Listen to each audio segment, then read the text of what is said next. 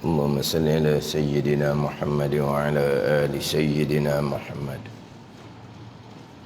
أعوذ بالله من الشيطان الرجيم. بسم الله الرحمن الرحيم. الحمد لله رب العالمين،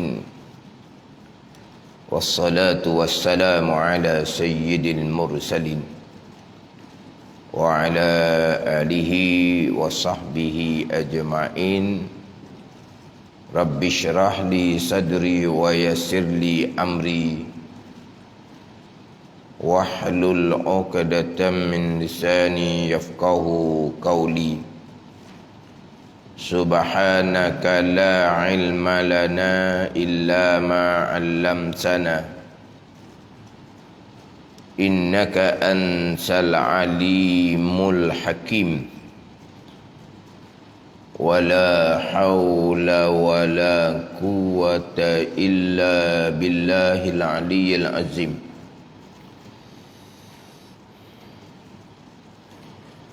Kitab Pati Paridah,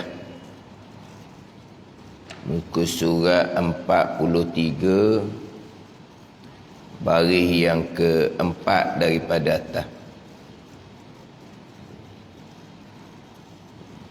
Muka surat 43, baris yang keempat daripada atas.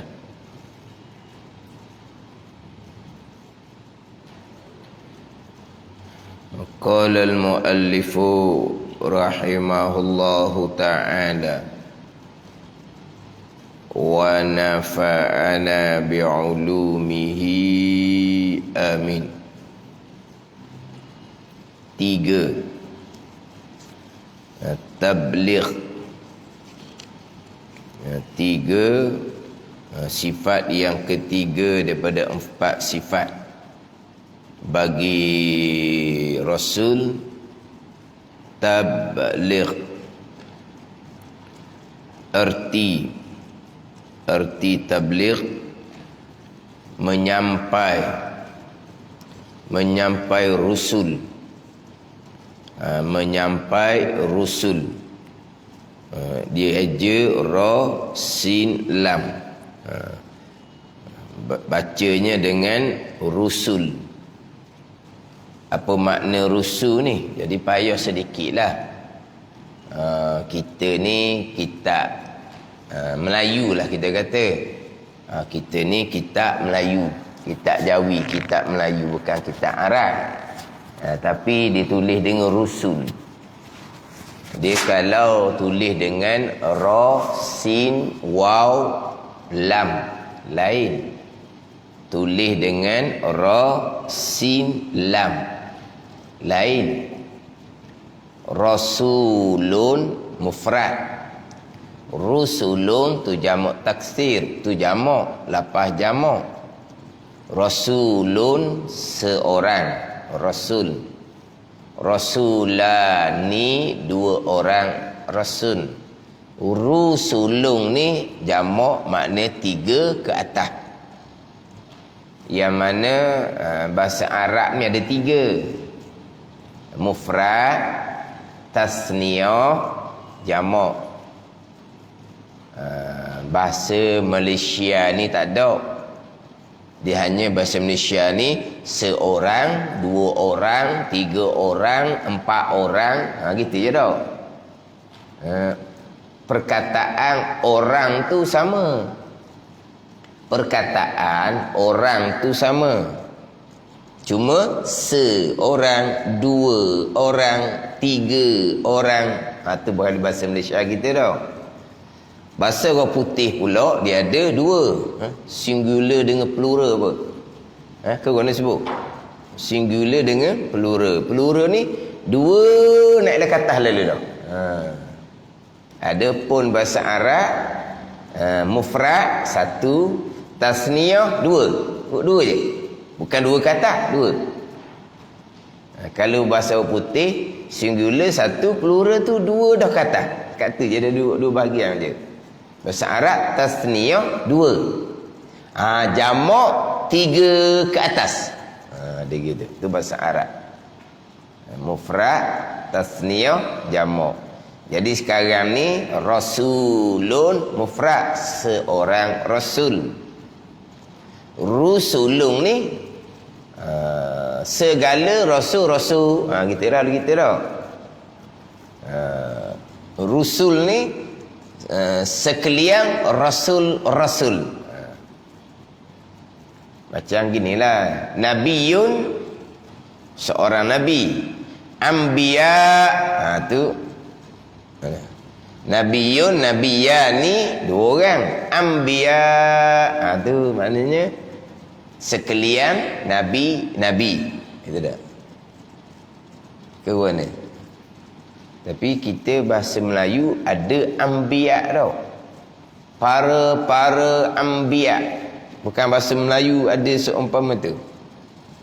Para anbiya. Nabiyun, anbiyaun. Rusulun. Jadi dia je sini rusul. Ra, sin, lam. Kena baca rusul lah. Walaupun kitab Melayu lah kita kata.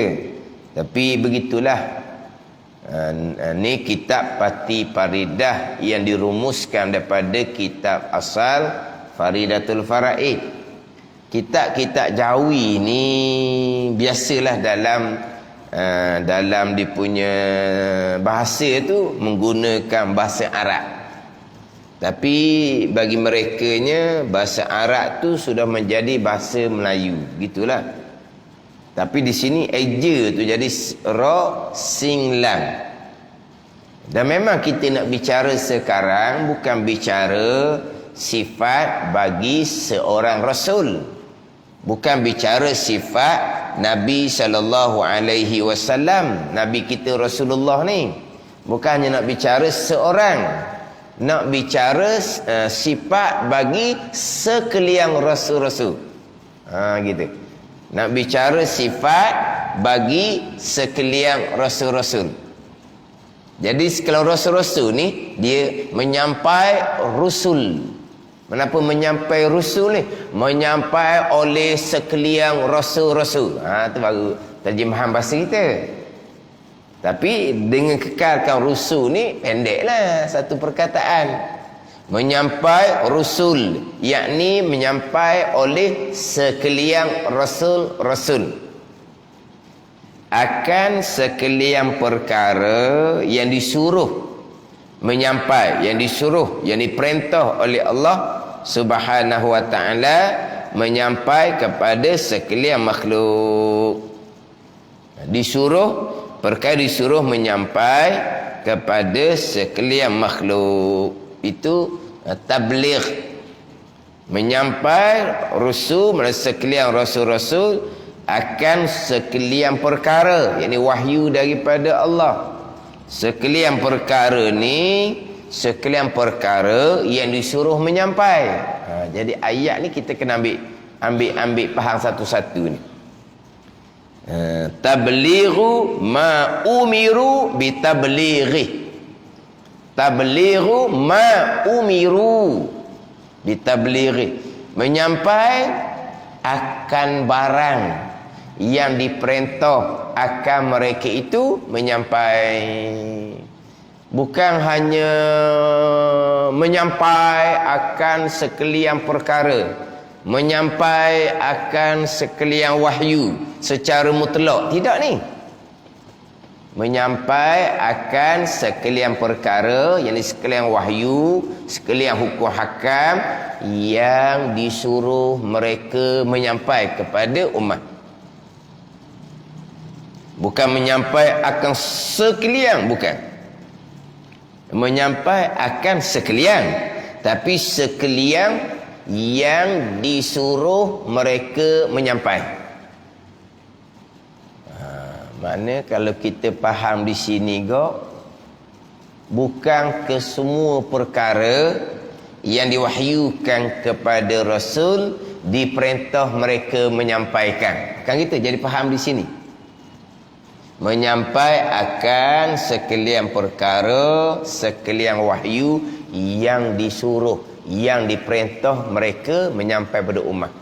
Maknanya faham di sini ada perkara yang diwahyukan kepada Rasul yang tidak disuruh menyampaikan kepada ummah. Lah. Begitulah. Dan memang hakikat dia begitu. Sebab Rasulullah adalah bahagian-bahagian perkara yang untuk mereka saja. Orang terpilih kan. Orang yang terpilih. Maka orang terpilih ni adalah perkara-perkara yang Allah wahyukan kepada mereka untuk mereka jua. Gitulah. Sebab apa? Sebab tokanglah tak ada perkara yang khusus untuk mereka. Ni mereka orang lebih. Sebab itulah di bawah tu dia ada buat pembahagian tu. Perkara yang diwahyu kepada rusul-rusul. Dia je ada buat nombor 2 pula tu. Di bawah tu kan ada garisan tu. Perkara yang diwahyu kepada rusul-rusul. Jadi kalau kita nak buat nombor 2 tu, kata berganda tu, tak payah rusul-rusul lah. Rasul. Ada 3 bahagi. Mana wahyu yang perkara yang diwahyu kepada Rasul ni ada 3 bahagi. Yang disuruh mereka menyampaikan. Mereka wajib menyampaikan perkara ni. Yang diberi pilih kepada mereka nak menyampaikan kepada sahabat yang atas pilihan Rasul.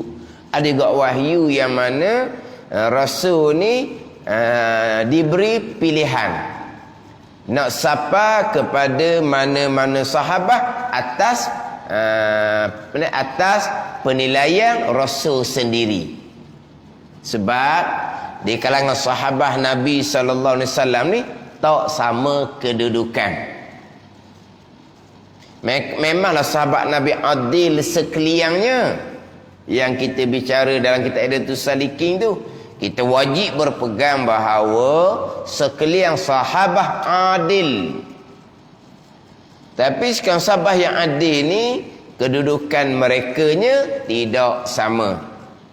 Jadi ada wahyu yang diberi kepada Rasul untuk memilih, untuk sampaikan kepada mana-mana sahabat, dan tidak sampaikan kepada mana-mana sahabat atas penilaian Rasul lah pula.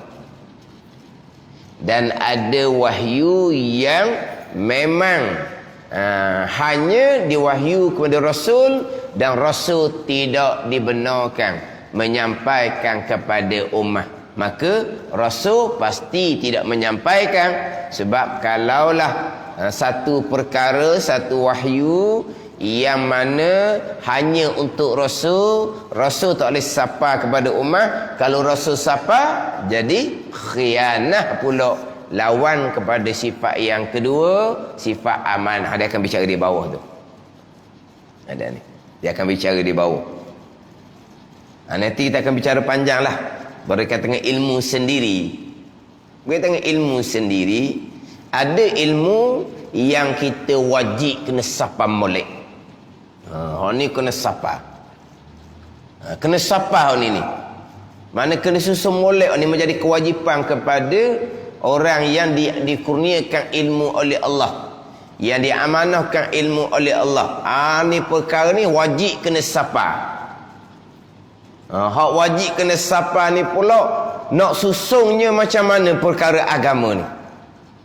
Manakah hak mula-mula sekali kita wajib kena sapa, kena tekan dalam penyampaian ilmu. Ni tanggungjawab besar kepada mereka yang dikurniakan ilmu oleh Allah, diamanahkan ilmu oleh Allah. Wajib sapa satu dah. Nak sapa ni kena susun molek, kena susun molek. Nak sapa hak mana dulu? Mana hak ilmu fardu ain.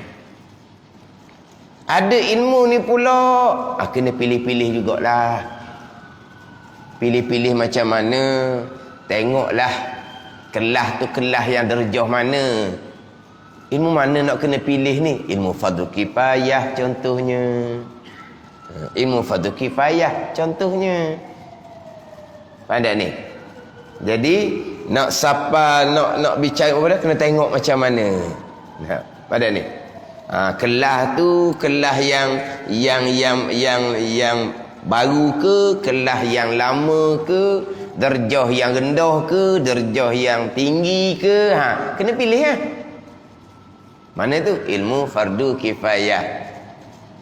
Di antara hak kena pilihnya ilmu-ilmu bicara bab tasawuf tinggi-tinggi, hakikah tu. Nak bicara tasawuf tinggi-tinggi ni, nak bicara kitab hikam, syarham Taqu Pulau Manih, nak bicara kitab-kitab Ad-Durrun Napih contohnya lah. Tapi di Terengganu kita tidak dibenarkan Ad-Durrun Napih. Maknanya kita kena pilih-pilih. Saya mengaji kitab hikam Taqu Pulau Manih, saya mengaji kitab Ad-Durrun Napih, itu ilmu kamu.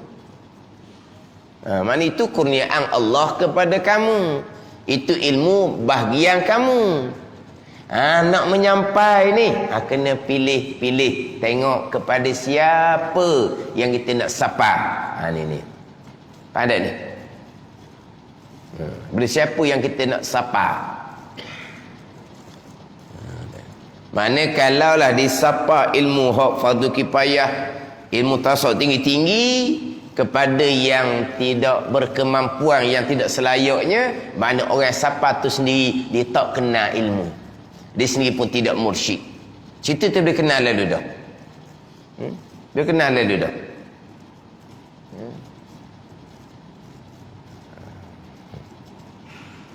Ni saya bawa dengar cerita lah. Maknanya dia kata, yelah, orang pondok. Lepas tu panggil, dia baca kitab benda, kitab Ad-Durrun Napih. Dia baca kitab Ad-Durrun Napih. Dah dia ngaji pondok mana? Pondok yang dia ngaji kalau kira pondok yang masyhur dengan ilmu tauhid. Kenapa tidak ngajar kitab Tauhid Sifat 20? Jadi maknanya kena tengoklah pulaknya. Kena tanya di pondok tu, betul tak seseorang ni bekas pelajar pondok tu. Dia belajar lama mana, akuang guru kepadanya, akuang tu setara mana, kena cek. Sebab apa? Sebab sepatutnya kalau biasa orang pondok ni dia jaga ke ni hak kedudukan ilmu, dia akan jaga. Pada ni tambahan pula kita di Terengganu ni Durrun Napih tu tidak dibenarkan. Tidak dibenarkan. Jadi kalau ada laporan ke ada apa ke, pihak masjid yang akan dipertanggungjawabkan. Ni kenapa jadi Durrun Napih ni tinggi daripada hikam syaraham Taqu Pulau Manih. Sebab Durrun Napih ni hakikah sepenuhnya. Syarah hikam ni ada juga bicara syariah di dalam tu, tapi kebanyakan bicara hakikah lah. Tapi Durrun Napih ni hakikah semata-mata.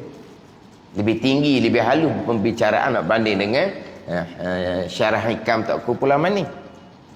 Jadi maknanya macam mana seumpama ni, kena tanyalah, kena tanya pondok tu sendiri. Pelik kata, mengaku sebagai pelajar pondok, kemudian tiba-tiba dia susung ilmu tu tidak sebagaimana pelajar pondok yang sebenar.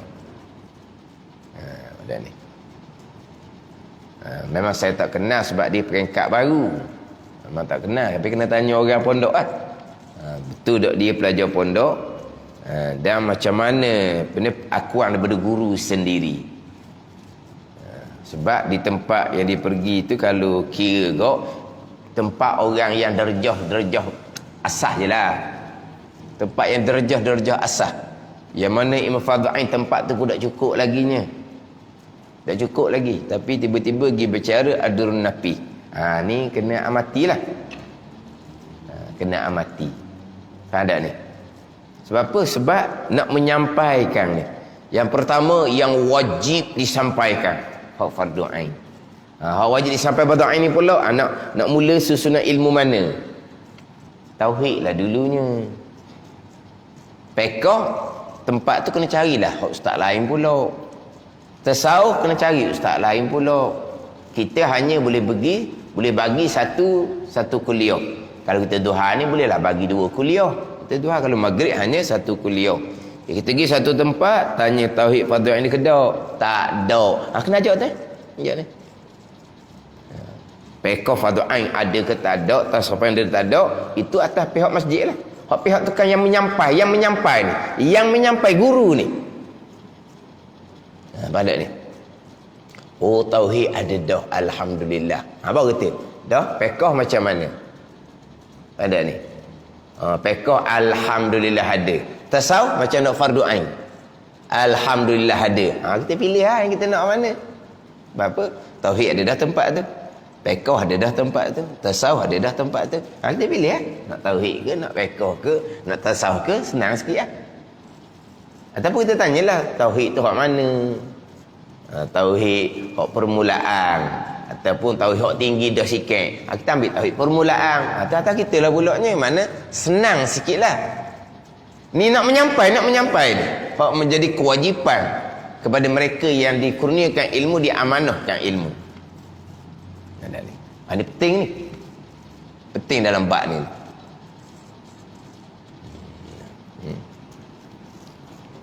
Hak wajib kita siapa? Pun kena tu. Kita belajar. Kita hak fardu kifayah kita belajar, hak tasawuf hak tinggi-tinggi kita belajar. Kena pilih, tengok tempat yang macam mana. Tu maknanya situ boleh nilai dah. Mursyid ke tak mursyid seseorang. Kalau pergi mana tempat, pekoh semata-mata. Tempat tu tauhid tak ada. Macam mana awak ajar seumpama tu? Nak ajar pekoh boleh. Awak kena ambil kitab pekoh yang di awalnya ada tauhid. Dia kena gitu. Ambil pekoh lah. Tapi di awalnya ada tauhid. Banyaklah. Pekoh Wisyahul Afrah. Pekoh Hidayatus Sibiyan. Tu ada tauhid belakang depan tu. Ambil pekoh seumpama tu. Memanglah dia akan tulis di jadual kuliah di whiteboard, bukan whiteboard lah, di luar tu. Memang dia akan tulis Wisyahul Afrah, pekoh. Hidayatus Sibiyan, pekoh. Tapi di awalnya tauhid.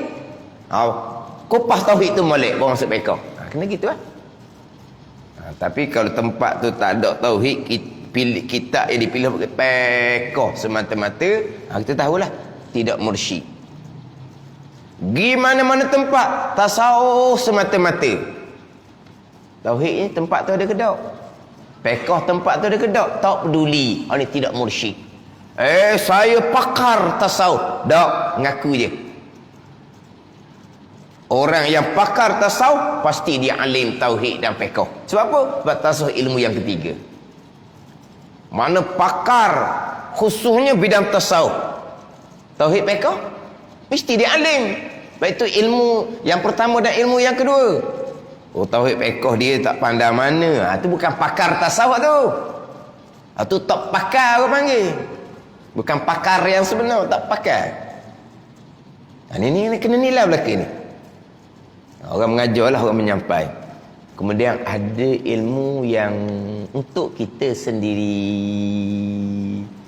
Sama ada ilmu tu ilmu kurniaan daripada Allah laduni, ataupun memang ilmu tu ilmu yang kasbi, yang kita belajar, yang kita berjumpa dalam pembacaan. Ada ilmu yang sama sekali kita tidak boleh cerita. Sebab apa? Akan menjadi fitnah kepada ilmu agama itu sendiri. Mana ada yang seumpama tu. Bukan semua. Bukan semua bukan kita nak sapa. Walaupun ilmu tu hak laduni kurniaan, itu daripada Allah. Hak kita dapat dengan belajar sendiri pun. Di tempat yang kita terima tu boleh. Tapi di tempat yang umum macam di Malaysia, hak kodok ilmunya celeh-celeh, ada celeh-celeh. Celeh-celeh je kita ni. Kalau cerita hukum hakam yang seumpama ni akan meletup. Tapi meletup seumpama itulah mudah kita jadi masyhur. Nak masyhur boleh lah. Kita keluar ilmu yang jadi letupan. Jadi gempur. Ada ilmu yang kita tak boleh nak sapa, jadi fitnah. Ada ni. Ni mana kita ni hak nak menyampai. Yang wajib kena sapa, yang kita kena pilih, yang kita tak boleh sapa. Tapi hak ni bicara hak perkara yang diwahyukan pada Rasul. Pada ni. Kita kena ikut sebagaimana sunnah Rasul. Sekarang ni Rasul diperintahkan menyampai. Itu Rasul. Dah tadi orang yang dikurniakan ilmu, diamanahkan ilmu pun samalah. Diperintahkan menyampai. Menyampai hak mana? Hak wajib kena siapa? Hak kena pilih. Hak jangan. Jangan. Dia gitu. Nanti kita akan bicara hak perkara yang diahui pada Rasul tu 3 bahagi. Jadi hak menyampai Rasul ni akan sekalian perkara yang disuruh mereka itu menyampai kepada sekalian makhluk. Yang disuruh siapa? Tablighu ma umiru bitablighi. Menyampaikan akan perkara, akan wahyu yang diperintah mereka itu menyampaikan kepada makhluk, kepada umat. Hak ni lah beza Rasul dengan Nabi. Ni di sinilah bezanya Rasul dengan Nabi. Adapun sifat sidik, adapun sifat amanah adalah sifat yang wajib kita berpegang, adalah sifat Nabi dan juga sifat Rasul. Hak tabligh ni sifat Rasul yang wajib kita berpegang. Kemudian satu lagi fatanah. Fatanah ni masuk di bawah tabligh lah. Fatanah masuk di bawah tabligh. Sebab tu setengah-setengah kitab, bukan setengah kitab lah, Hidayatus Salikin kita. Jangan lupa Hidayatus Salikin kita. Sifat Rasul apa? Dalam kitab Hidayatus Salikin kita, sifat Rasul apa? 3: sidik, amanah, tabligh. Hidayatus Sibyan 3: sidik, amanah, tabligh. Mana fatanah? Dia beginilah.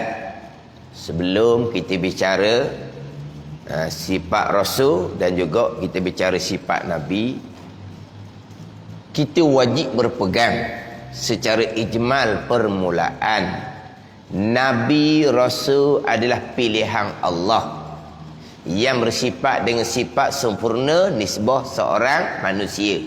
Itu mula-mula.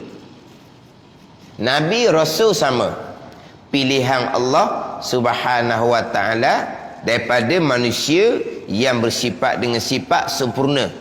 Sempurna nisbah seorang manusia lah. Sempurna nisbah seorang manusia. Nabi sama, Rasul sama. Sebab Nabi Rasul ni adalah pilihan Allah Subhanahu wa taala, bukan dapat dengan jalan iktisab, bukan dapat dengan jalan usaha.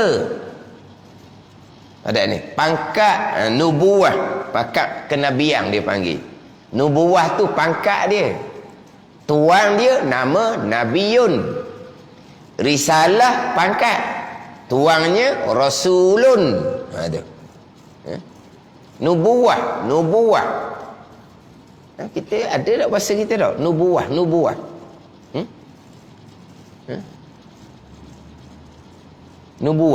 Bahasa Malaysia ada tak? Nubuwah tu apa? Kenabian tu. Nubuwah tu kenabian. Jangan kita tak jawi ditulis nubuwah. Apa benda nubuwah lah juga disebut mana, macam mana tak tahu. Kita jawi dan kita tulis nubuwah. Dia baca. Masa tu kebetulan ada penyelidik. Dia ada pejabat agama. Penyelidik jabat agama, sebab dia ada laporan, maka dia pun datang selidik. Mari macam agama lah. Tak ada mari pakai baju pejabat agama, tidaklah. Penyelidik pada ni. Kalau kita penyiasat lah. Gitulah. Nubuwah tu, penceramah tu sebut macam mana tahu. Dia pun apa benda dia pun tengok. Apa benda nak kita tulis. Nubuwah. Dia sebut apa tak tahulah. Ni. Sebab apa? Membaca sendiri. Kitab Jawi betul, tapi situ dia tulis nubuwah. Apa makna nubuwah? Kenabian. Pangkat. Tuang diri Nabiyun. Pangkat risalah. Tuan dia namanya Rasulun. Itu pangkat. Jadi pangkat nubuwah, pangkat risalah, pilihan Allah Subhanahu wa ta'ala. Tak sama dengan pangkat aulia, wilayah. Pangkat aulia dia lain. Pangkat aulia ni boleh dapat dengan jalan iktisab, dengan jalan berusaha, boleh dapat. Dan Allah boleh kurniakan pangkat wilayah, pangkat kewalian dengan secara jazbah, tanpa ada jalan usaha, atas Tuhan tarik. Itu semua atas ini kehendak Allah Subhanahu wa ta'ala. Maka kalau disebut kau pangkat wali dapat dengan usaha, pangkat nubuah risalah pilihan. Ini kita ahli sunnah wal jamaah. Ijma' seumpama tu. Buat falsafah tidak. Buat falsafah ni nubuah dengan risalah tu dapat dengan usaha. Ni puak-puak yang terpesong ni, puak-puak yang kufur, puak-puak falsafah. Puak falsafah hak berpegang alam qadim. Tu puak falsafah belaka tu. Puak falsafah ada Allah, turut ada makhluk. Tapi makhluk bukan Allah buat, turut je, ilah dia panggil. Ada Allah secara tabiat, secara semula jadinya mesti ada makhluk. Tapi makhluk ada bukan Allah jadikan, tabiat semula jadi. Tu falsafah kafir belaka tu. Ni. Wak falsafah kafir ni Allah mengetahui secara juz'iyah juga, bukan saja kulliyah. Allah Ta'ala mengetahui secara kasar je. Pasir banyak, daun kayu banyak, berapa pasirnya, berapa helai daun kayu, Allah tak tahu. Tu kafir gitu tu. Mana dia kata Allah Ta'ala tahu juz'iyah sahaja, bukan kulliyah, bukan mana secara umum saja. Kalau tahu setakat pasir banyak, kita pun tahu. Kalau setakat tahu daun kayu banyak, kita pun tahu. Berapa putih pasir? Tak tahulah tu. Allah dah tahu juga. Ni puak falsafah kafir. Jadi banyaklah akidah falsafah ni dihukumkan kafir. Jadi puak falsafah dia kata nubuah risalah ni dapat dengan iktisab, dengan usaha. Kita ahli sunnah tidak. Ijma' berpegang bahawa pilihan Allah. Jadi Allah nak kurniakan pangkat nubuah. Allah nak kurniakan pangkat risalah kepada manusia, pilihan Allah. Di sini dulu. Pilihan Allah. Jadi Allah pilih manusia, Allah kurnia pangkat nubuah. Allah pilih ni, pilih pada azal ni. Pada ni. Allah pilih pada azal. Ada tukang ceramah, Allah tengok Muhammad paling baik, maka Allah pun pilih Muhammad sebagai Nabi dan Rasul. Allah tengok mana di Mekah ni, pokok jaliah Mekah ni kan, mana ni, Nabi Muhammad, hak nama Muhammad, bukan Nabi lagi masa tu, hak nama Muhammad ni lah hak paling baik. Allah pun ni letak pangkat nubuah dan risalah. Jeng gitu. Jeng. Tapi maksudnya macam mana yang tukang ceramah tu, wallahu a'lam lah. Maksud dia kat lain bakali, wallahu a'lam. Tapi cakap tu memang haram awal-awal dah. Apa bercakap? Nak ceritanya Nabi Muhammad ni sebelum jadi Nabi ni manusia biasa. Manusia biasa. Manusia biasa kena faham molek. Manusia biasa ni maknanya bukan malaikat. Tapi bukan manusia. Manusia biasa makna manusia biasa dengan makna belum lagi dilantik menjadi Nabi dan Rasul. Kan Nabi kita kan umur 40 kan dilantik Nabi dan Rasul. Jadi sebelum tu dipanggil manusia biasa. Manusia biasa ni dengan makna belum lagi menjadi Nabi dan Rasul. Bukan manusia biasa macam ramai-ramai ni. Bodoh, tu pilihan Allah tu. Tapi sebut manusia biasa sebab belum lagi dilantik Nabi Rasul. Sebab tu benda-benda yang berkait dengan Allah dan Rasul ni, nak cakap mantik ke apa ke kena cermat. Jangan-jangan ni cerita buat Allah dan Rasul. Ada ni. Maknanya manusia biasa. Lepas tu Allah tengok mana di Mekah ni hak boleh latih menjadi Nabi dan Rasul ni. Oh siap lah faham gitu. Mana apa ni? Allah pada azal lah. Ni kita pegang kita dah qada azali lah. Jadi sekarang Allah memilih seseorang menjadi Nabi dan Rasul. Pastilah di kalangan seseorang yang sempurna nisbah seorang manusia. Pada ni kau mula-mula kena pegang sama ada Nabi ataupun Rasul, tapi berpegang secara ijmal. Nabi Rasul pilihan Allah pastilah bersifat dengan sifat sempurna seorang manusia. Hak kita nak wajib berpegang secara tafsil, secara detail. Keluarlah 4 sifat ataupun tadi 3 sifat atas jalanan ni 4 sifat, 3 sifat atas jalanan tafsir. Kita berpegang dengan dalam tafsir satu-satu. Adapun Nabi, Nabi 2. Mana Nabinya? Sidik dan amanah. Tabligh, fatanah.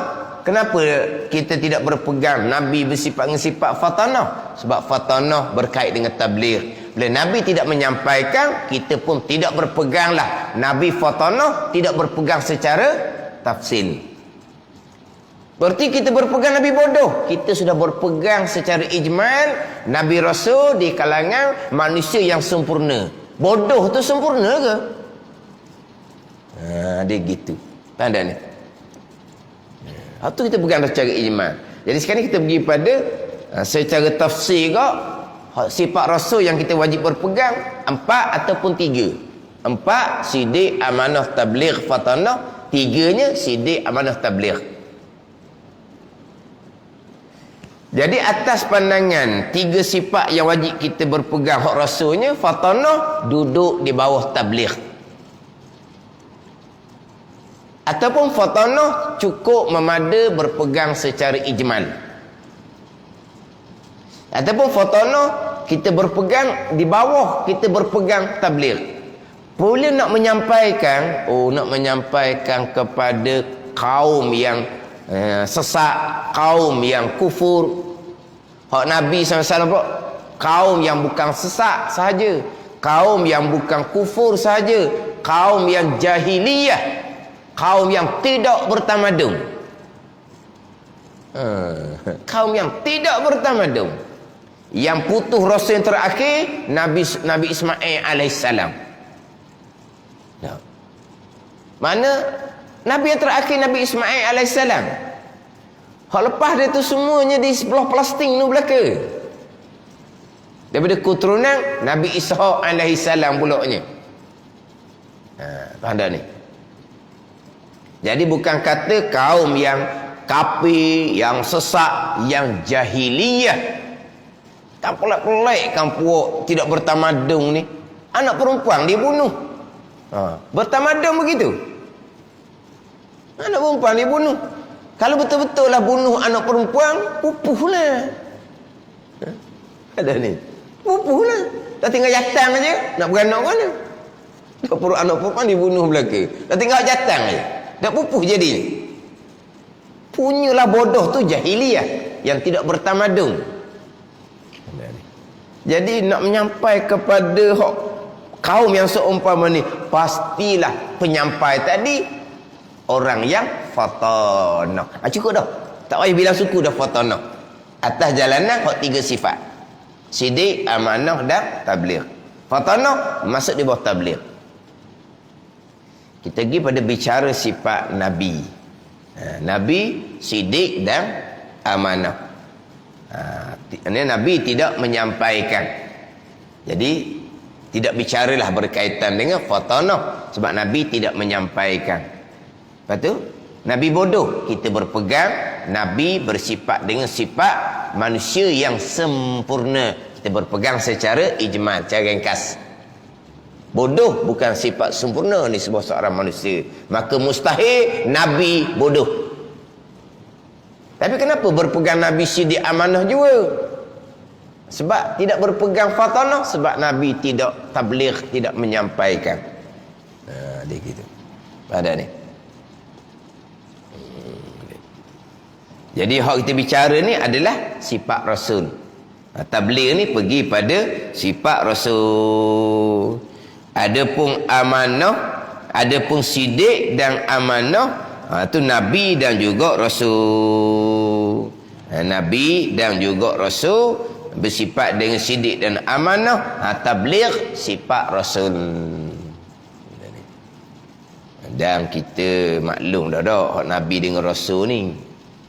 Nabi, Rasul, bezanya Rasul diperintah menyampai, Nabi tidak diperintah menyampai. Itu yang beza dianya.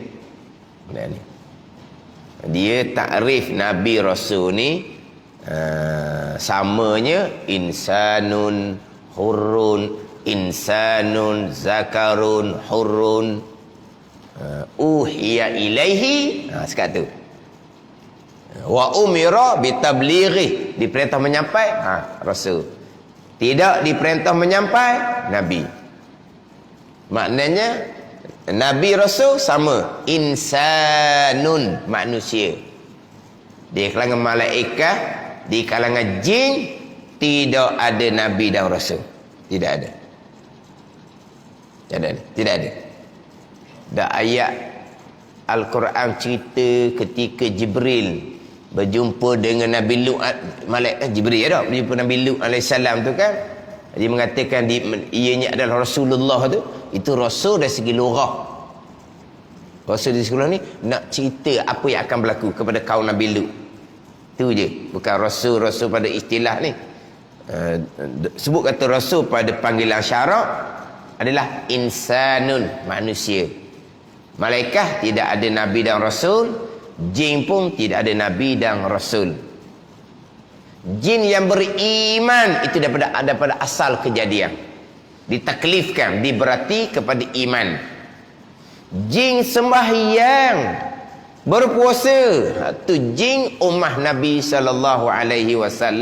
Sebab Nabi menjadi Rasul kepada jin dan manusia. Rasul-rasul lain hanya menjadi Rasul kepada manusia jua. Menjadi Rasul pada jin dan manusia, Nabi SAW jua. Tapi dalam bab furung agama, dalam bab semayang, dalam bab puasa, dalam bab usul agama pegangan, memang jin ditaklifkan kepada iman daripada asal kejadian. Tidak bergantung kepada diutuskan Nabi SAW. Kemudian di kalangan jin memang tidak ada Nabi, tidak ada Rasul. Lepas tu Nabi Rasul ni zakarun, lelaki. Tak ada Nabi perempuan. Tak ada Nabi perempuan. Atas pandangan muktamad lah. Ada pandangan kata Hawa Nabi. Lagi siapa lagi? Isteri Firaun tu. Asia Nabi, itu semua pandangan Taif lah. Ada ni ibu kepada Nabi Musa AS, Nabi. Siti Sarah, Siti Hajar, Nabi. Itu pandangan Taif. Ada ni. Ya, ilmu-ilmu ni begitulah. Kalau kita mengaji pun jangan balik kampung, opang dia Nabi.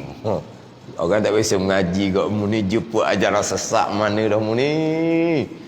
Kena perobat dah mu ni. Mana ada Nabi orang perempuan. Memanglah. Nabi Rasul ni zakarun, lelaki. Atas pandangan muktamad. Kita kata ilmu kita mengaji ni sebagai pengetahuan. Pengetahuan. Lepas tu nak cerita, ni ilmu baru nak cerita.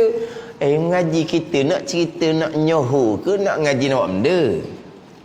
Ngaji nak nyoho macam cari hak pelik-pelik nak cerita pada orang, nak suruh kata amak haji, ayah haji sekarang ni hebat mengaji.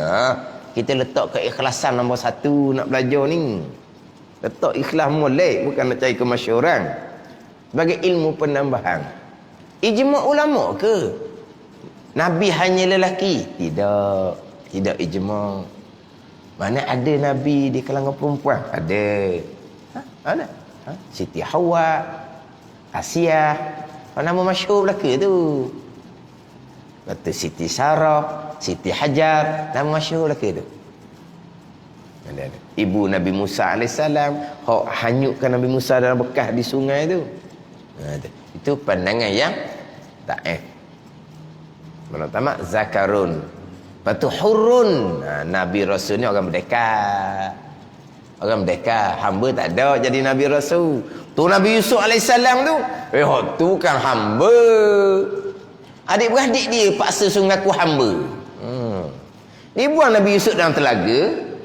Kiranya lemah mati situ lah.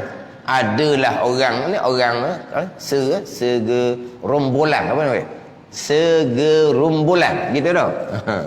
Jadi berhenti kat telaga tu, ditimbul air, ada Nabi Yusuf AS. Kejutlah adik-beradik dia ni, mari pula kepada gerombolan tu lah. Oh, dia kata hamba kami yang lari terjun dalam telaga. Oh, dia kata hamba. Tu bukan hamba Nabi Yusuf AS. Dia pun jual. Siapa di bandar ni pula kena jual pula sekali lagi Nabi Yusuf AS. 2 kali kena jual. Hamba ke? Tak, Nabi Yusuf hurun, merdeka. Nabi Rasul tak ada dia kalangan hamba. Hak kisah Nabi Yusuf tu, tu bukan hamba. Adik-beradik dia yang paksa suruh ngaku dia hamba. Dibuang dalam telaga ni ke matilah. Tiba-tiba ada orang lalu timbul air, ada Nabi Yusuf, dia kata hamba dia lari, nak jual lah dia jadinya. Mana Nabi Rasul merdeka. Uhiya ilaih, yang diwahyukan kepadanya.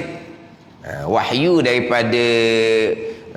kepada Rasul melalui malaikat Jibril. Wahyu kepada Nabi sama ada dengan suara ataupun melalui mimpi. Ada ni.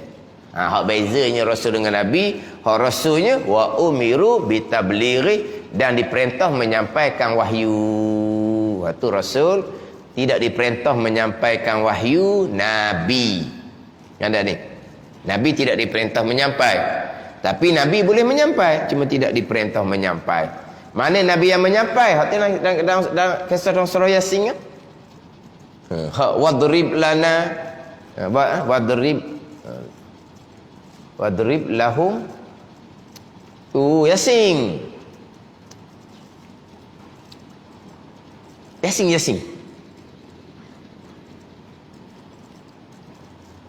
Ayat tu baca semua.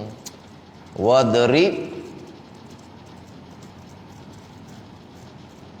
apa? Tak ada kita orang ingat Yasin.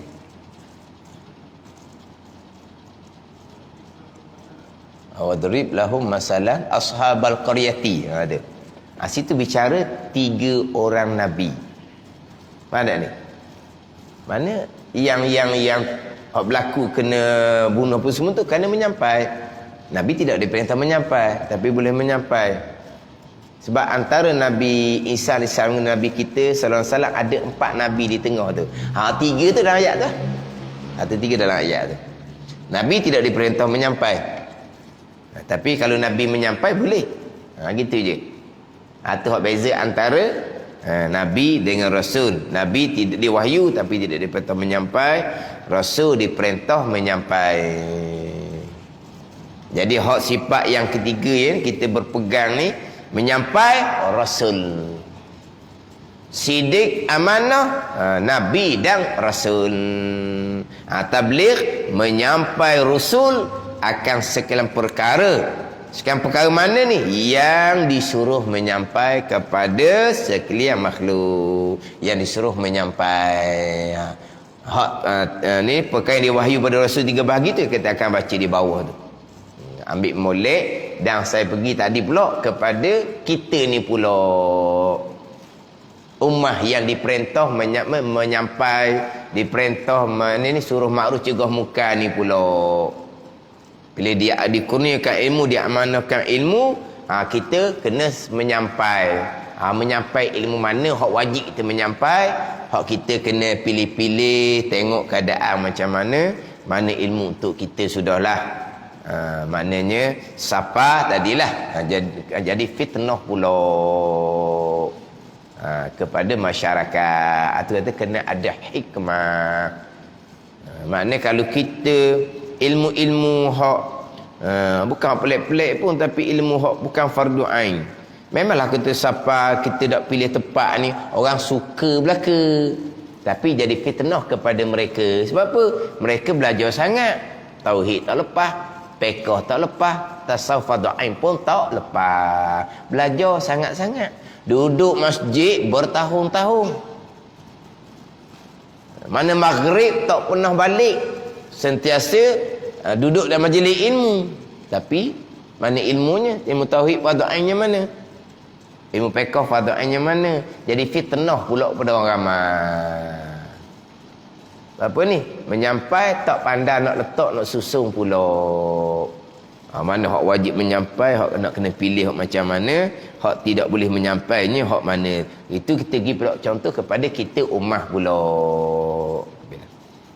Dan mustahil lawannya, iaitu tidak menyampai barang yang tersebut, dipanggil kitman.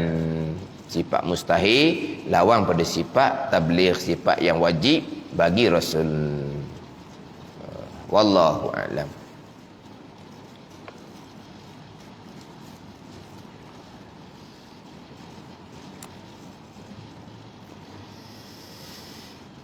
Ini kitab Hidayatus Salikin, muka surat 11, baris yang ke-5 daripada atas.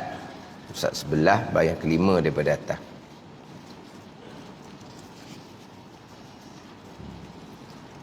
Qala al-muallifu rahimahullahu ta'ala wa nafa'ana bi'ulumihi amin.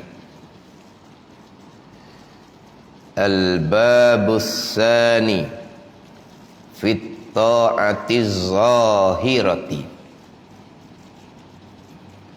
Bermula bab yang kedua pada menyatakan berbuat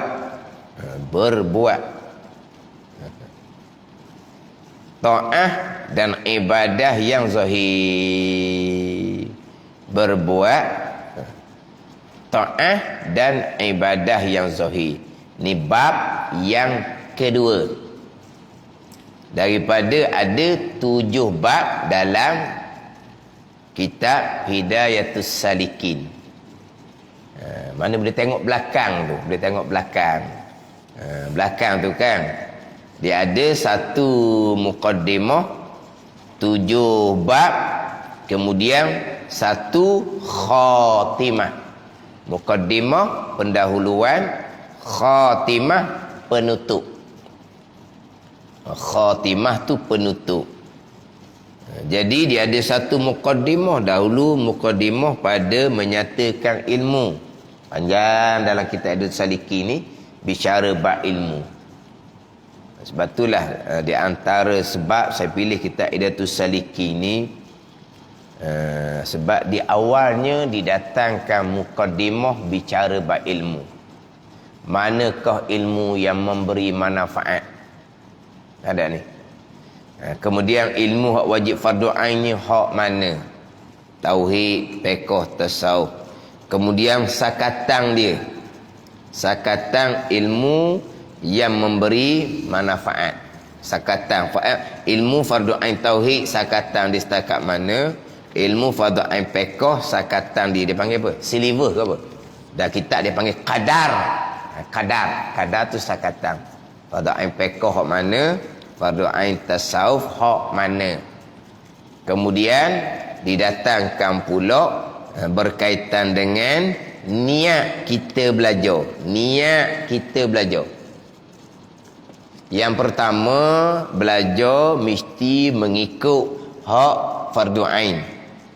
Tauhid, fiqh, tasawuf. Lepas tu hak fardu ain hak mana pula? Tauhid panjang bicara. Fiqh lagi panjang bicara. Begitu juga dengan ilmu tasawuf, fardu ain ni hak mana. Jadi belajar fardu ain biar betul-betul dulu, lepas tu niat kita belajar. Niat tu. Tapi buat kena betul dulu. Ada ni, buat kena betul dulu. Barulah Buat betul, niat betul ke tidak. Kalau buat salah, tak ada niat dah. Tak ada bicara dah buat niat. Tak ada bicara buat hati. Buat kena betul dulu, hak zahir tu. Ada ni. Belajar kena betul dulu, ikut kepada hak kadar fardu ain dia. Niatnya apa? Baru cerita buat niat. Tapi kalau belajar fardu ain yang ditinggalkan dengan ceramah saja, duduk dalam mengekali jahil fardu ain, dosa besar yang malaikat catat setiap saat dosa besar, walaupun rupanya tadi tiap-tiap malam duduk kuliah maghrib, tiap-tiap tak pernah balik pun. Tapi malaikat catat dosa besar kerana mengekali jahil fardu ain. Saya belajar niat lillah, tak ada tanya buat niat dah. Kamu duduk dalam maksiat derhaka kepada Allah, tak ada bicara niatnya. Belajar ikut garis dah, ikut hukum. Niatnya apa? Letak molek. Dia gitu. Dah kita ni, kalau sebut kata ilmu fardu ain, orang tahu belaka. Ilmu fardu ain, nama. Ilmu fardu ain tu orang tahu. Kan kafah tu kan kelas Al-Quran dan fardu ain. Bukan gitu? Kafa, bukan ringkasan daripada kelas Al-Quran dan fardu ain. Kafa. Apa makna kafa? Cukup dah. Dah tu kafa tu ringkasan. Kafa ni cukup, memada. Cukup tak? Memada tak kelas kafa tu? Ilmu fardu ain cukup tak? Kafa bahasa Malaysia pun hanya singkatan. Tahu? Kelas Al-Quran dan Fardu. Kalau bahasa Arab kafa ni cukup, memada. Cukup memada tau. Fardu ain tu. Jadi sekarang ni nama fardu ain kita maklum. Dan tauhid, fiqh, tasawuf fardu ain kita maklum. Kadar dia tu hak kita kurang maklum. Tu dalam kitab Idatul Salikin kita ada. Tapi macam mana yang kita maklum tauhid, fiqh, tasawuf, fardu ain, yang kita boleh kuliah maghrib tanpa kita tauhid, tanpa kita fiqh, tanpa kita tasawuf, fardu ain? Kenapa boleh berlaku seumpama tu? Kenapa? Kalau maklum fardu ain, tauhid, fiqh, tasawuf, kalau maklum. Hak Nabi tinggal Al-Quran dan hadis. Jadi kita kuliah maghrib ni tafsir Quran lah. Hak Nabi tinggal Quran hadis, bukan tauhid, fiqh, tasawuf. Taraktu fikum amrain lam tadillu ba'di ma in tamassaktum bihima. Nabi kata aku tinggal dua perkara, kamu tak akan sesat selama mana kamu berpegang dengan dua ni, Al-Quran dan sunnah, hadis Nabi sallallahu alaihi wasallam. Kita mengaji tafsir, mengaji hadis ni. Otak Nabi tinggal, bukan tauhid, fiqh, tasawuf. Apa ni? Dia ginilah, dia pilih sebut ilmu syariah. Dia sebut ilmu syariah 5. Ilmu tafsir, ilmu hadis, ilmu tauhid, ilmu fiqh, ilmu tasawuf. Dia panggil ilmu syariah. Alat-alat dia banyaklah, alat ilmu syariah ni. Ilmu syariah, tafsir, hadis, tauhid, fiqh, tasawuf. Kalau menyatakan bahawa ilmu fardu ain tafsir dan hadis, betul? Betul? Betul. Waktu Nabi tinggal asal. Dah tauhid fiqh tasawuf bagi mana pula? Ni kena kita orang ngaji ni kena faham lah. Dia dalam tafsir, dalam hadis ni cukup di dalam tu ilmu agama Allah. Bukan fardu ain dengan payah dengan apa dalam tu cukup. Tapi kita nak mencukup ilmu fardu ain daripada satu Al-Quran, hadis puluh-puluh ribu, ngaji pesen mana? Ngaji pesen mana? Ngaji tu pesen mana? Dengan ulama tahap mana? Dengan kita berkemampuan tahap mana? Kena duduk situ pula. Adakah guru yang kita nak mengaji ni sama dengan as-salafus soleh terdahulu, imam-imam muktabar terdahulu? Al-Quran sutir di dada, Al-Quran sebuah di dada. Ni bukan Al-Quran hafaz, bukan Al-Quran hafaz. Hafaz Al-Quran saja terkadang tidak berpegang pun dengan akidah Al-Quran. Dia tak tahu pun Quran kata apa. Dia hanya hafaz. Satu akan di dada ni dengan hafal Al-Quran, dengan apa tafsir Al-Quran semua duduk di dada. Satu Al-Quran. Ada guru yang seumpama tu. Kita ni pula nak mengaji satu Al-Quran ni, kita ngaji macam mana? Seminggu sekali. Awak tak panggil belajar seminggu sekali ni. Nak ngaji tafsir dengan hadis ni duk pondok lah. Belajar pagi pas ke malam, belah-belah kitab sari-sari. Belajar mana? Belajar puluh tahun, belah-belah tahun lah. Duk pondok belah-belah tahun pun ngaji tafsir hadis pun tak reti-reti pun. Tidak reti ilmu Quran hadis ni dalam kitab tauhid, fiqh, tasawuf. Saya mengaji dan lah khatam. Kita tafsir Jalalain 8 tahun baru khatam tafsir Jalalain ni. Tiap-tiap hari ni, bukan tafsir Jalalain seminggu sekali. 8 tahun. Daripada tengah sampai ke habis di Pondok Pasir Tumbuh. Dengan almarhum Tok Ayah Syekh. Pindah ke Pondok Kerandang, almarhum Baba Najibuddin dibaca daripada awal. Rapat tengah. Siapa jumpa takut lah kau panggil. 8 tahun. Tapi dengan dua tu guru lah. Boleh tak nak memahami agama melalui direct Quran? Tak mampu. Kalau tak mampu, kita pun ambil lah tauhid, fiqh, tasawuf yang disusun oleh ulama muktabar yang berdalilkan Quran hadis untuk memudahkan kita.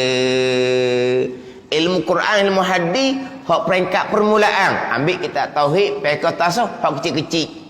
Ilmu Quran hadis hak pertengahan. Ambil kita tauhid, fiqh, tasawuf hak besar sikit. Ilmu Al-Quran hadis hak peringkat tinggi. Buku tak tauhid besar, buku kitab fiqh besar, buku kitab tasawuf besar. Ulama susun. Tauhid, fiqh, tasawuf inilah ilmu Al-Quran dan hadis. Ulama susun ni untuk memudahkan kita. Kita ambil wasiat dah lah, kita makan sudah lah. Apa kandungan di dalam tu? Bahan masukkan tu. Biar tukang masak sudah lah tahunya. Kita makan je. Ni hak biasa tunggu sahabat misalnya. Ilmu Quran hadis ni umpama kayu balok. Tauhid fiqh tasawuf ni hak kayu balok yang sudah diproses bukan? Jadi tiang, jadi dinding, jadi latar. Tiang dinding latar tu mari mana? Mari daripada kayu balok. Tadi nak buat tiang dinding latar, kena ambil daripada kayu balok. Tapi nampak tak rupa kayu balok di tiang dinding latar? Tak nampak dah lah. Lepas tu kalau kita nak direct ke ambil balok, boleh lah. Kita ambil ke masuk dalam hutang. Kita ada lesen. Kita ada peralatan. Kita ada dengan stewong. Ada stewong? Kenal stewong tau? Kau dah kenal stewong? Ada belaka ni, ada peralatan belaka ni. Kita pun nak ambil balok dalam hutang. Boleh lah. Tapi kalau lesen tak ada, takat dia orang lah. Peralatan tak ada, apa pun tak ada. Makan di harimau lah jawapan dia. Sesak dalam hutang tu. Yang kamu ni nak apa sebenarnya? Nak cari kayu. Nak buat apa? Nak buat bangunan besar ni. Nak buat rumah besar pergi kilang kayu. Kita nak buat rumah kodok-kodok nak berteduh je. Pergi cari kat stor kayu. Gitulah. Faham tak bandingan tu? Kita nak ngaji ilmu, nak jadi alim ulama ni, pergi duduk pondok. Kita nak ngaji untuk amal kita je. Tadilah ngaji kita kecil-kecil. Sebab kita kodok nak buat rumah untuk berteduh, cari di stor kayu. Bandingan dia gitu. Sebab ada orang salah faham tu. Kita malam-malam kita tafsir. Kita malam kita hadis. Siapa kita? Kita boleh tak memahami tafsir dan hadis? Seminggu sekali pula. Faham tak ni? Jadi maknanya hak maklum dah ilmu fardhu ain tauhid, fiqh tasawuf pun kadang-kadang mana malah hak kita tauhid Tak ada lagi ustaz Dah malam kita pekoh, bab semayang, bab berjemaah, tak ada lagi ustaz Lepas tu bicara bab tasawuf, tak ada juga. Ni. Mana pun ni. Yang pegang tanggungjawab ni memang buta lah. Sebab apa? Sebab diberi tugas, diberi amanah kepada bukan ahli. Fantasi sa'ah, tunggu kehancuran lah. Beri tugas pegang masjid kepada yang bukan ahli. Tunggu kehancuran. Pun orang nak mana? Tak ada tauhid, tak ada fiqh, tak ada tasawuf. Saya biasa duk tekan-tekan ilmu ni, mari macam-macam orang. Saya ni sebenarnya jatah kuasa masjid juga kata. Masjid mana ni? Masjid di di Bandar Besar di KL tu lah.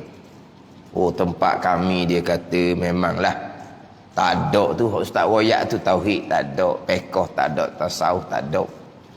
Tasawuf adalah kitab hikam dia kata. Kitab hikam bukan tasawuf fardu ain. Kita ikan pula sebulan sekali. Geboh kata. Waktu saya pun balik bukalah FB. Nama masjid ni buka. Masjid besar sungguh. Masjid tu belah juta ke begitulah harga dia. Masjid tu duit sumbangan orang ramai, bukan duit masjid kerajaan. Belah juta memang besar masjid tu. Mana bukan kepunyaan seorang dermawan, bukan. Memang sumbangan orang ramai. Memang program dia hebat-hebat lah. Selebriti lah. Memang tak ada. Tauhid tak ada. Fiqh tak ada. Tasawuf tak ada. Tazkirah je. Ni makna apa ni? Boleh banner masjid belah-belah juta. Bukan duit kerajaan. Tapi nak makmurkan masjid dengan majlis ilmunya, tak pandang. Apa ada ni? Lepas tu ahli jemaahnya macam mana? Fadha'in ahli jemaahnya macam mana? Tak ada. Duduk mengkali dosa besar jahil fardu ain. Dan akidahnya macam mana? Semayang betul ke tak betul? Berjemaah cukup syarat ke tidak? Hati bersifat dengan sifat mahmudah ke tidak? Ahli jemaah ni pula ni. Hak rajin ni waktu mari masjid ni. Ada benda. Waktu dia kata macam mana ni, saya ni ada tanggungjawab juga ni. Usahakanlah kata. Usahakanlah kamu boleh bina masjid sampai ke belah-belah juta tanpa bantuan kerajaan. Tapi tak boleh nak atur hak program majlis ilmu. Panggil penceramah gitulah. Penceramah luar-luar, belanja-belanja besar belaka tu. Penceramah yang datang dengan tanggung tambang, tanggung hotel. Bukan main. Dan orang suka sebab apa? Sebab pandai bercerita. Tapi fadha'in tauhid, fiqh, tasawuf mana? Ini kita ada tu saliking ni, ambil molek bab ilmu. Bab ilmu dah kita ada tu saliking. Susun molek ilmu, boleh letak pada niat belajar. Niat belajar. Niat untuk redha Allah. Ini ayat dah kita ada tu salikin. Niat untuk keluar daripada kelam jahil kepada terang ilmu. Niat untuk beramal. Niat betul dalam kitab Hidayatus Salikin. Niat hak neraka yang mana? Niat untuk dapat kemasyhuran, ketinggian, kedudukan, pangkat, pekerjaan. Dia bicara hak bab niat. Hak kita baca Hidayatus Salikin terdahulu. Kemudian di hadapan dia akan bicara selepas daripada waktu syuruk. Lepas ada waktu syuruk, dia bicara bab ilmu. Lepas ada waktu syuruk, terbit matahari, hanya ada dua sembahyang. Satunya sembahyang Isyraq, satunya sembahyang duha. Satu sembahyang duha. Lepas tu habis Isyraq duha, mana nak sampai ke zuhur tu masa yang panjang, dia letak di situ adalah majlis ilmu. Dan ini majlis ilmu kita ni. Dan memang dari kita ada tu salikin, lepas subuh tak ada majlis ilmu. Lepas subuh dengan zikir sampai ke syuruk. Lepas maghrib pun sama juga. Lepas maghrib bukan untuk majlis ilmu. Lepas maghrib ni untuk sebenarnya perbanyakkan sembahyang sunat awabin ke, perbanyakkan membaca Al-Quran, berzikir antara maghrib dan isyak. Tempat ilmu dah kita ada tu salikinnya adalah antara waktu duha. Hak tu hak tempat untuk kita belajar. Tempat untuk kita belajar. Dan memang kita belajar di waktu duha. Belah tahun kita belajar memang di waktu duha, tapi ilmu dunia, ilmu agama di mana? Tak ada. Lepas tu waktu pagi pula nak kerja pula kemudian. Lepas tu majlis ilmu letaklah lepas maghrib, waktu yang pendek, yang singkat. Lepas maghrib je. Lepas maghrib pula ceramah saja pula. Masuk bulan Ramadan, lepas maghrib pula kena tangguhkan. Kita duha tak ganggu, Ramadan tak Ramadan pun. Ni. Jadi waktu belajar waktu duha. Lepas tu bicara bab belajar ni, hak di waktu duha ni, hak berkaitan nak belajar tu pula. Nak belajar ni biar mana apa? Biar kita belajar tu biar selesai fardu ain kita. Belajar biar selesai fardu ain kita. Jangan kita masghul dengan ilmu-ilmu yang lain. Mana ilmu lain? Ilmu yang lebih daripada yang qada fardu ain. Jangan duk sibuk ilmu lain. Seperti yang dilakukan oleh kebanyakan manusia yang tiada mengambil ilmu kepada guru yang baik lagi mursyid. Ni. Sekarang kita ada tu sedikit.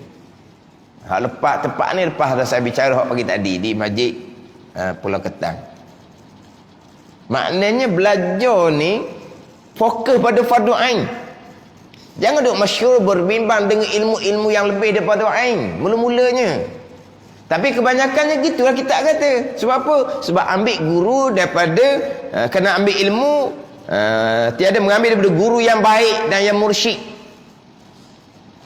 Kadang-kadang guru ni hanya nak berceramah cari pendapatan je kehidupan. Bukan guru yang mursyid, bukan. Dia ceramah je lah. Ni kalau kita ada tersalikin kita ni yang dilakukan oleh kebanyakan manusia yang tiada mengambil ilmu pada guru yang baik lagi mursyid. Ini nanti akan masuk bicara. Sebab tu saya pilih tak ada tersalikin. Sebab cukup comel. Mukadimah bab ilmu, kemudian susun pula bab tauhid, susun pula bab fiqh, barulah masuk bab tasawuf dan kita Idatus Salikin. Walaupun kita Idatus Salikin ni dikenali dengan kitab tasawuf bukan, tapi cuma panjangnya tasawuf. Tapi diawali dengan bicara ilmu, lepas tu bicara bab yang pertama bab akidah. Baru kita masuk bab yang kedua, bab berbuat taat ibadah zahir fiqh. Dia akan bicara berkaitan dengan istinja. Dia akan bicara berkaitan dengan istinja, berkaitan dengan qada hajah, bicara berkaitan dengan wudu, bicara berkaitan dengan mandi wajib, tayamum. Fiqh ada dalam ni. Tapi taklah sedetail fiqh dalam kitab fiqh yang khusus. Tapi ada cukup dalam ni. Ada ni. Ini di antara sebab saya ambil kitab Idatus Salikin. Mana kalau tempat-tempat yang agak tiga ilmu tu bermasalah, saya ambil Idatus Salikin lah. Oh, kalau kita dah apa lah, kita ngaji Idatus Salikin sudahlah. Sebab dalam tu ada tauhid, ada fiqh, ada tasawuf. Dah kita nak masuk fiqh ni lama mana nak baru siapa tajuk fiqh ni. Kan kita tengah semayang kan sekarang ni, kena belajar dah semayang sekarang. Lepas tu nak masuk kitab bab yang keempat kelima bicara bab tasawuf tu. Dan sekarang ni hati kita nak lock macam mana hati kita sekarang ni? Nanti tunggu. Tak boleh tunggu sebab ini ilmu yang wajib kita belajar bermula daripada umur baligh. Ada ni. Jadi kalau kata gok Idatus Salikin ni sebagai sebagai pelengkap je lah. Pada ain tauhid ada dah, pada ain fiqh ada dah, pada tasawuf ada dah. Ni. Idatus Salikin ni ada belaka. Tapi kalau kita pada ain tauhid, fiqh, tasawuf tidak ada cara khusus, nak agak ke Idatus Salikin, kita pun belajarlah tauhid bab yang pertama. Lepas tu fiqh belajar ke dak? Dosa besar mengekali jahil pada ain fiqh sekarang. Lepas tu pada ain tasawuf belajar dak mengekali dosa besar jahil pada ain tasawuf. Dah belajar akidah saja ni. Dah bab akidah barunya bab yang pertama. Fiqh nanti, tak ada nanti. Sebab kewajipan belajar fiqh tasawuf ni bermula daripada umur baligh. Lepas tu nak tunggu pula hak ilmu tasawuf. Bila mengekali jahil ilmu tasawuf dosa besar. Lepas tu sekarang semayang tak melengkapi syarat dan rukun tidak sah, dosa besar. Hati riak wujud takabur, dosa besar. Tidak bertaubah kepada Allah, dosa besar kerana meninggalkan kewajipan yang wajib ijma' ulama. Ingat ke orang tinggal semayang je dosa besar sebab wajib ijma' ulama. Orang tinggal taubah pun dosa besar sebab wajib ijma' ulama. Dan bila nak belajar bab taubah ni? Nanti bab yang kelima baru masuk bab taubat. Bab yang kelima. Tu kata hak ni bukan boleh tunggu kita ada tu salikin. Tapi di antara sebab saya pilih ada salikin tadilah. Di antaranya kerana muqaddimah, cerita bab ilmu, kemudian ada tauhid, akidah, ada fiqh, ada tasawuf. Dan memang kitab Hidayatus Salikin ni kalau orang-orang tua tak tinggal lah. Tak tinggal mengaji kitab Hidayatus Salikin. Cuma dalam kitab Hidayatus Salikin ni kalau fiqh tu kita kena hurat lah. Kita kena hurat. Sebab fiqh dalam kitab Hidayatus Salikin ni sebahagiannya fiqh Imam Ghazali rahimahullah. Jadi ada beberapa pandangan Imam Ghazalinya bukan pandangan yang muktamad dalam mazhab Syafi'i. Ini contoh-contoh. Dalam kitab Hidayatus Salikin ni kalau berwuduk sapu tekak. Kalau berwuduk sapu tekak. Dalam kitab Hidayatus Salikin ni kita sapu tekak ni tengok orang tua-tua dulu. Orang tua-tua dulu adalah sapu tekak. Orang tua dulu ambil mana sapu tekak? Kita tak pernah ngaji sapu tekak. Dan kita tak ngaji kitab Hidayatus Salikin. Dan kitab Hidayatus Salikin adalah sapu tekaknya. Dia sapu tekak ni pandangan muktamad tidak adalah dalam mazhab Syafi'i kita. Pandangan Imam Syafi'i ni pandangan mazhab sunat. Dalam kitab Hidayatus Salikin ni banyaklah basuh muka ada bacaan-bacaan doa, basuh tangan ada bacaan doa. Orang doa tu dulu ada bacaan doa dihafal ni. Kita tak tahu sekarang ni. Sebab orang tak ngaji dari kitab Hidayatus Salikin. Tapi pandangan muktamad tidak ada bacaan-bacaan doa ketika membasuh tiap-tiap anggota wudu. Itu benda khilaf lah maknanya. Tapi aku dulu di sapu tekak ambil mana? Ambil daripada kitab Hidayatus Salikin. Orang dulu dia takbiratul ihram, dia angkat tangan, Allahu Akbar. Tangan turun ke bawah dulu baru angkat semula. Hidayatus Salikin lah.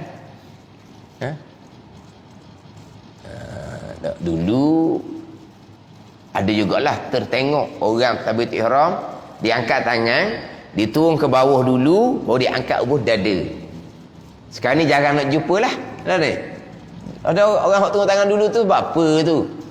Dia turun tangan dulu sebab tangan dia lembek ke mana? Angkat, lepas tu turun baru naik berdada. Tangan dia lembek. Tak, sunat begitu. Mana? Hidayatus Salikin. Ini amalan orang dulu-dulu belakang ni. Ada ambilan mereka dalam kitab Hidayatus Salikin. Ini kitab orang dulu dok tinggal. Cuma sekarang je lah. Jadi orang sudah nak mengaji semula. Hidayatus Salikin pun ada hak rumi lah pada sekarang ni. Tapi kitab Hidayatus Salikin ni kalau kira kepada hak KL ni lah, hak Malaysia tu, di antara kitab yang tidak dibenarkan baca. KL ni lah Jakim ke apa, hak dulu-dulu kan Jakim, hak kemudian hak dulu. Maknanya di antara kitab yang tidak dibenarkan baca Hidayatus Salikin. Sebab apa? Sebab di dalam tu ada bicara bab wahdatul wujud. Tapi kenapa mereka menyatakan salah? Itu penilaian mereka. Wahdatul wujud dalam kitab Hidayatus Salikin ni kalau huraian dengan huraian yang sebenar tak jadi salah pun. Tapi kalau orang menyelidik bukan dengan pandangan ilmu hak yang sebenar, mereka akan beranggapan salah huraian dalam kitab Hidayatus Salikin. Tapi maknanya sekarang ni walaupun seumpama tu mana tak ada orang soal mana di mana-mana tempat orang mengajar Hidayatus Salikin pun, tapi mereka dah tarik je laginya. Dia hak wahdatul wujud, hak mereka beranggapan salah tu, itu ikut huraian yang terpesong. Kalau hurai ikut jalan yang sebenar, tak ada terpesong pun. Tapi memang ada wahdatul wujud sampai tahap kafir, ada. Hulul istihad itu sampai tahap kafir, itu bicara lain, tu orang sesat. Datuk Salikin ni pondok-pondok mengaji ni. Saya mengaji Datuk Salikin dengan almarhum Babu Najmuddin. Ada ni. Tapi mana gitulah. Gitu. Mana kalau kita jenis orang mengajar yang orang tak marah mana, orang tak bersoal lah. Kalau jenis kita ni orang hak marah, orang benci, dia akan okey lah. Ni kitab yang tidak dibenarkan. Tetapi kalau orang tak marah mana, tak timbul lah. Memang sekarang ni laku kitab Hidayatus Salikin. Kita comel dalam kitab, tapi dia kena belajar molek, dia tak boleh membaca sendiri. Malang sekarang ni bila kitab ni laku, ada orang ambil kesempatan dia membaca sendiri kitab kosong. Itu satu masalah lah tunya. Itu satu masalah, tak belajar. Jadi habis bicara bab mukadimah ilmu, dia masuk bab yang pertama dahulunya, babul aqidah fi bayanil aqidah. Ni bab yang kedua nak masuk bab fiqh lah. Kita kata gitulah. Tapi dia banyak bicara hak perkara disunatkan. Dan dia pun tidak adalah tajuk kalau kata wuduk kok disusun macam kitab fiqh, tidaklah. Dia tak adaklah susun dalam macam kitab fiqh. Walaupun didatangkan berkaitan dengan niat, basuh muka tu memanglah didatangkan. Tetapi tidaklah dia letak tajuk bermula rukun wudu ada 6. Tak ada lah. Dia tak ada datangkan pembicaraan yang seumpama tu.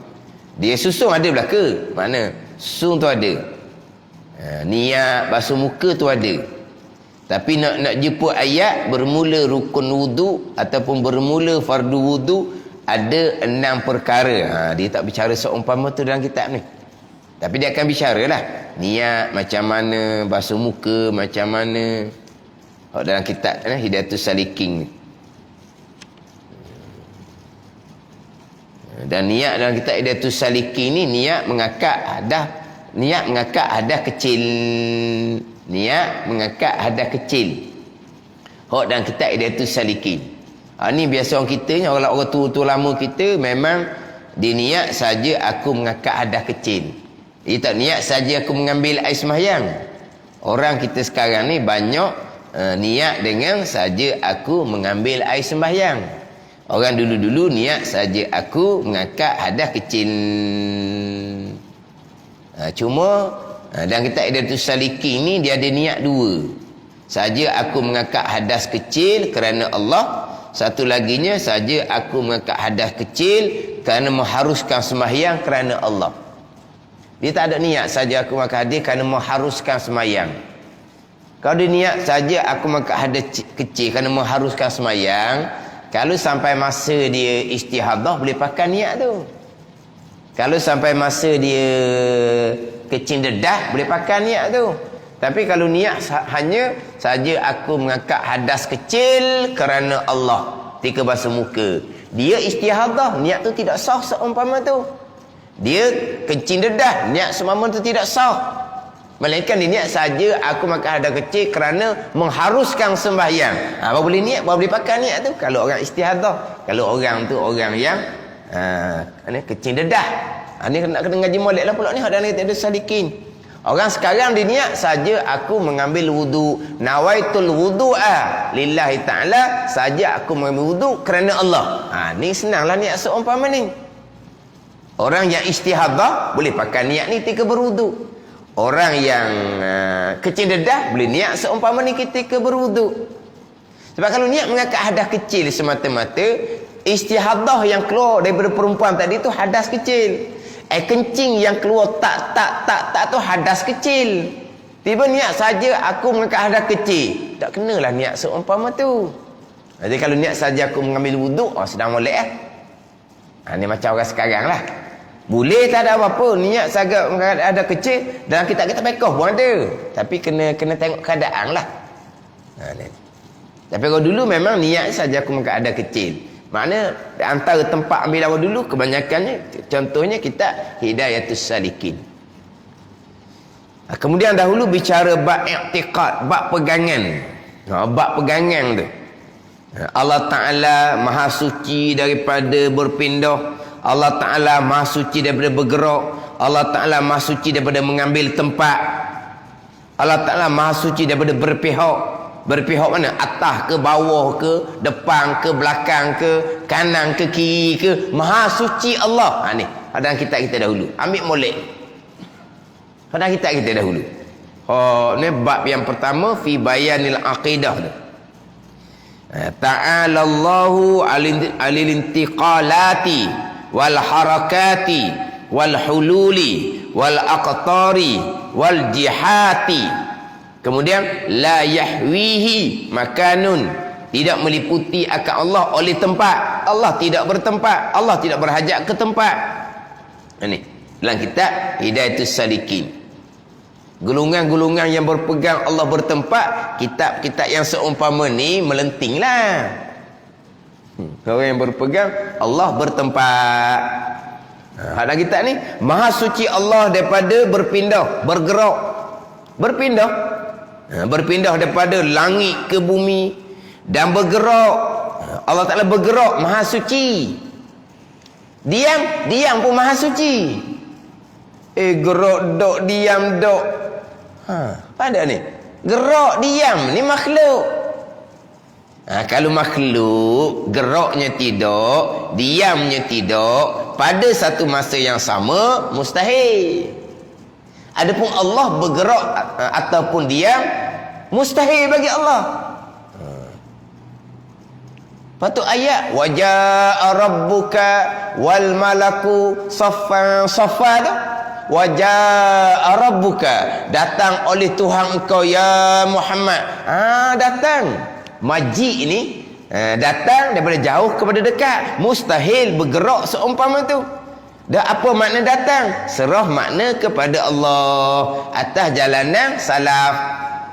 Atana khalan, datang ni rahmat Allah, datang malaikat Allah Subhanahu wa taala. Tu ulama khalaf.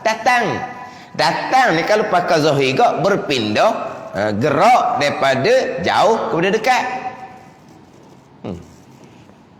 Lepas tu pula berpindah daripada langit, berpindah daripada langit yang ketujuh sampai ke langit yang pertama. Hadis nuzul.